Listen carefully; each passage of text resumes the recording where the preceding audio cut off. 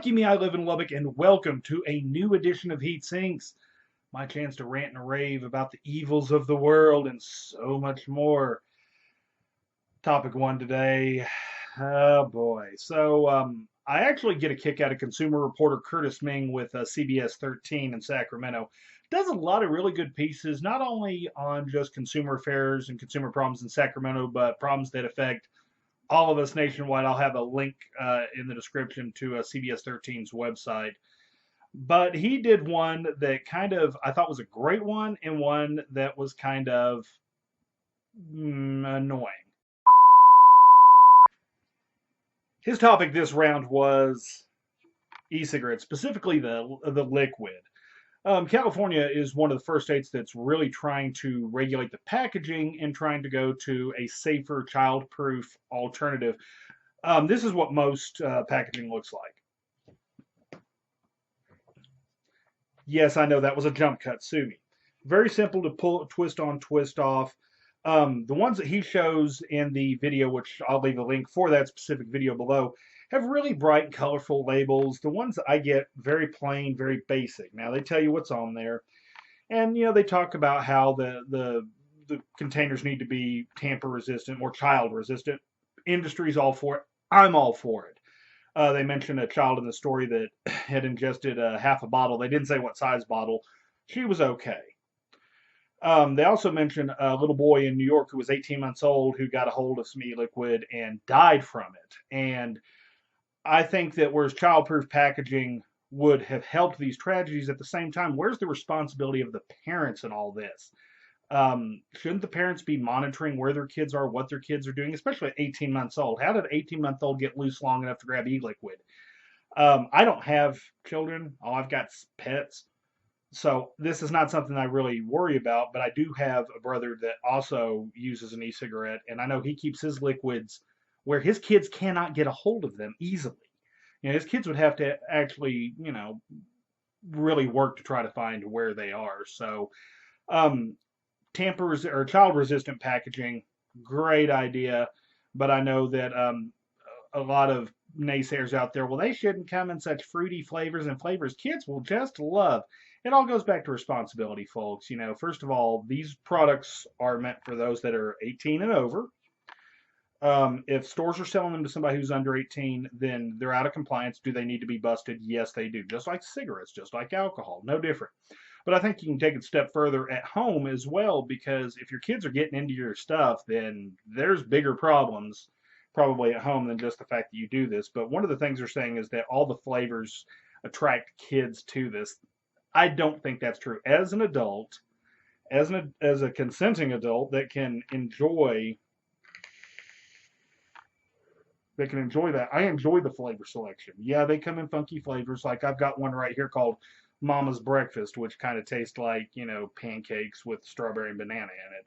And then I've got one called Apple Chill. I do have Gummy Bear. I have Sweet Tarts. I have flavors that adults get.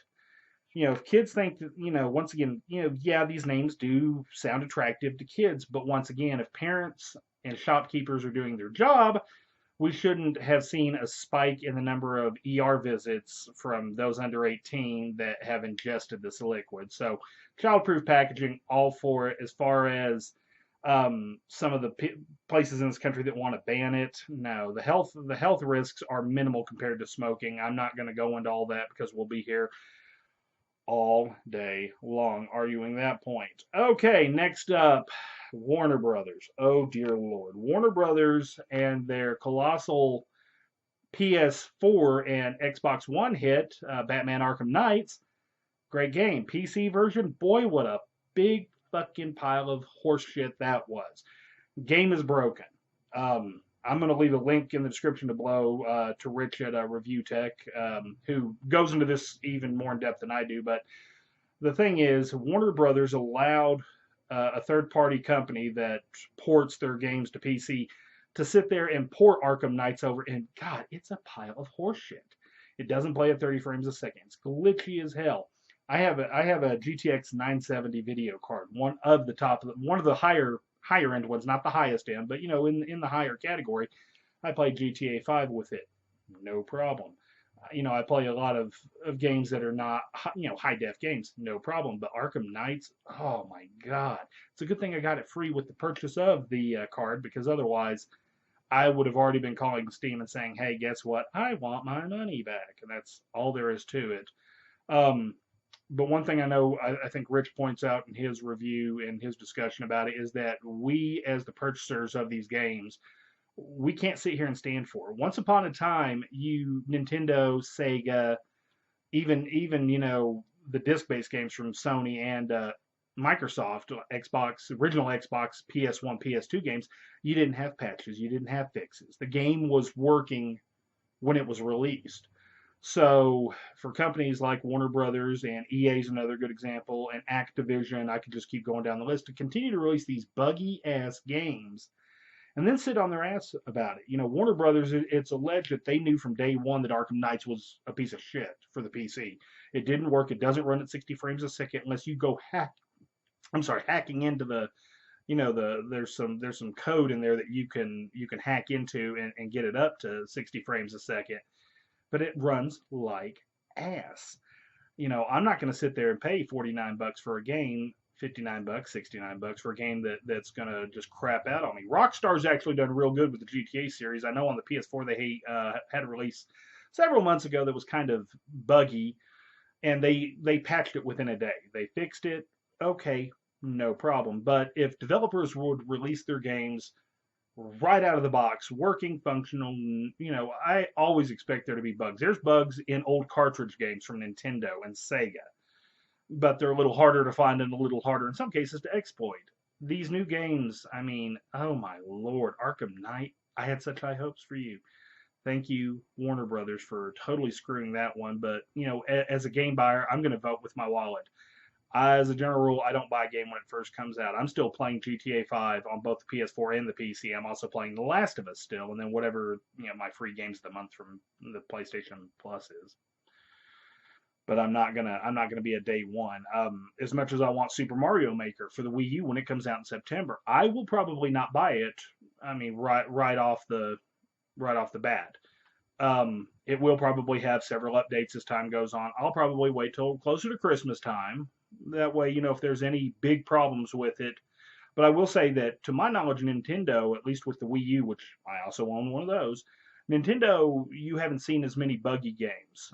You've had updates to Smash Brothers, you've had updates to Mario Kart that have addressed, minor things that I've never encountered. So, I don't consider myself a diehard gamer. I'm a casual gamer. I play when it's good for me, when it feels good.